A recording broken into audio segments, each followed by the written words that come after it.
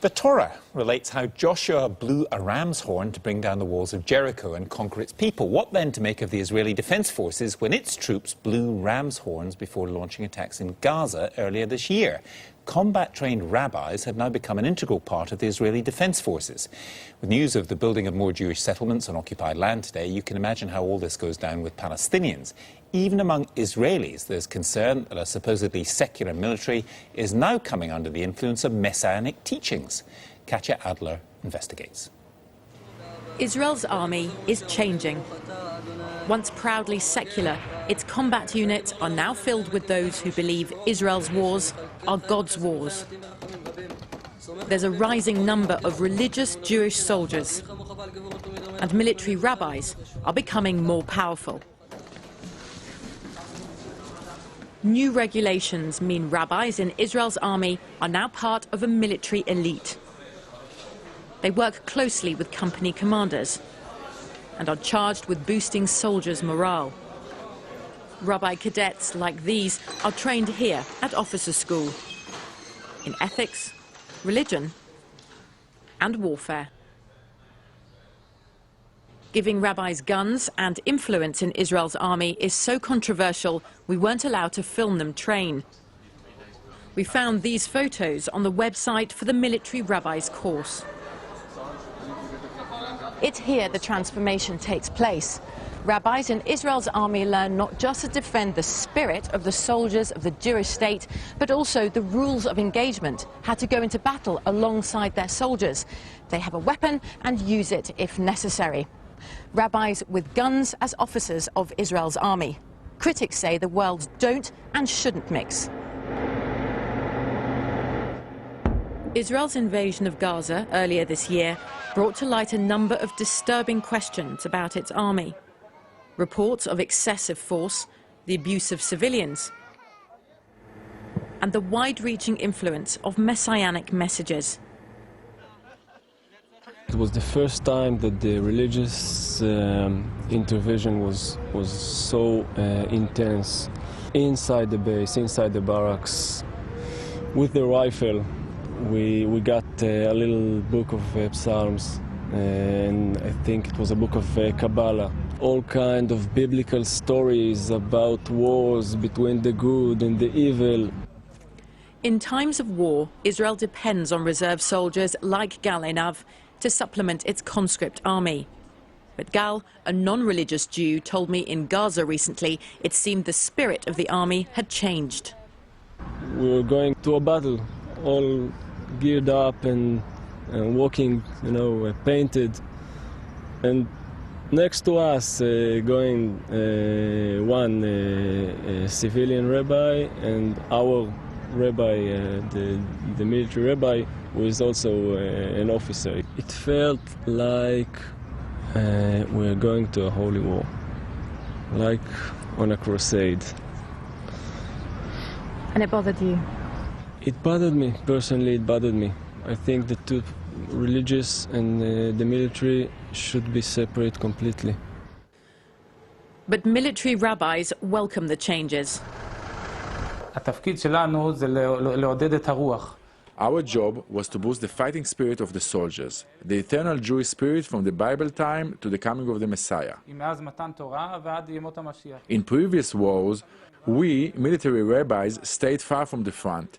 In Gaza, we had orders to accompany the fighters. Soldiers went to war after the whole battalion stood in a circle.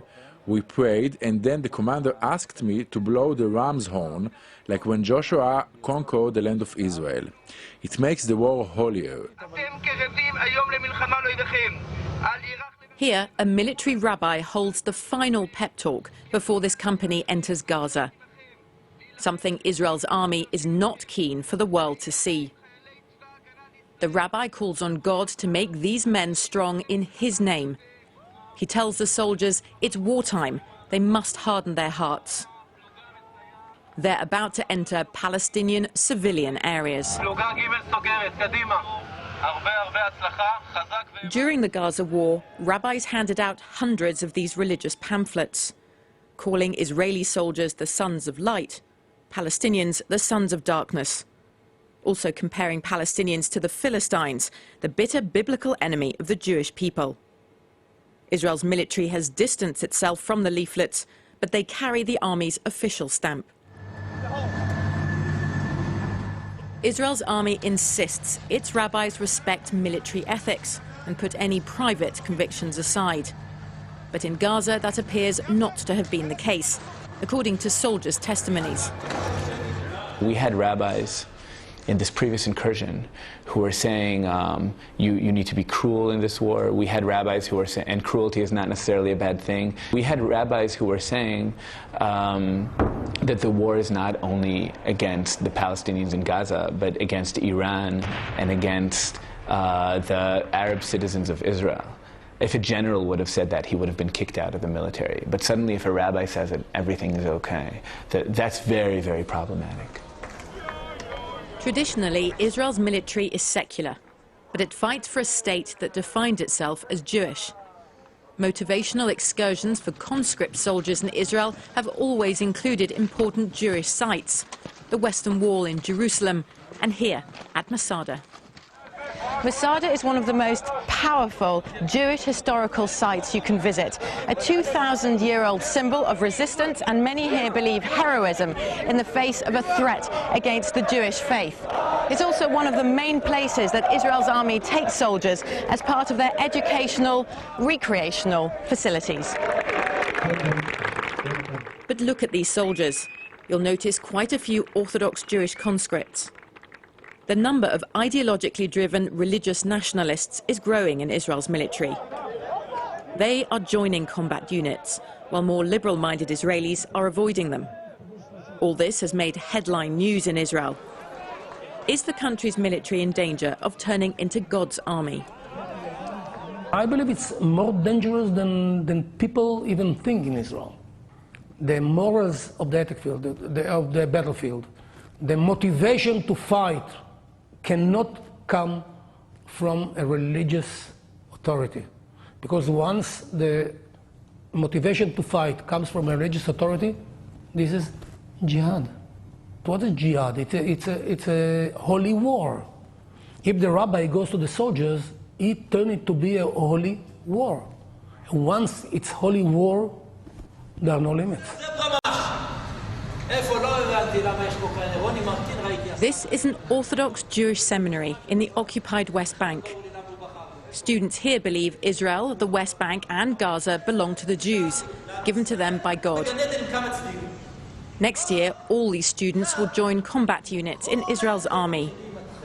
Theirs is one of a growing number of Jewish schools that encourages taking Bibles to the battlefield. The chief rabbi of the army said that he sees Israel's army of today as the direct descendant of Israel's army from biblical times. Do you see that the same way? The Jews coming back to Zion is something we prayed for thousands of years, and we see it happening, and it's in a way miraculous. We see it as the beginning of a redemption, and therefore the army as part of it is a crucial part of having a Jewish state. Seeing that, the army service is very important. Part of our religious obligation is to guard the people of Israel, because that's what we were commanded to do by the Lord. Israel has definitely had many miracles over the years that have something to do with the land of Israel. In many wars, as in the last war, we've had great victories with not many people that were killed. And we could definitely say that the hand of God is definitely watching over us at times. And a lot of secular Israelis find it harder going to war because sometimes they don't know what they're fighting for. But I'm sure religion makes us stronger.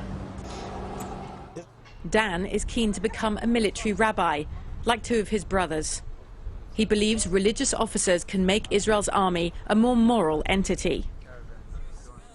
The students describe themselves to me as religious Zionists. They're also settlers here in the West Bank. Like most of the new wave of Israel's religious soldiers and the majority of its military rabbis, they're politically right-wing. So what about the West Bank?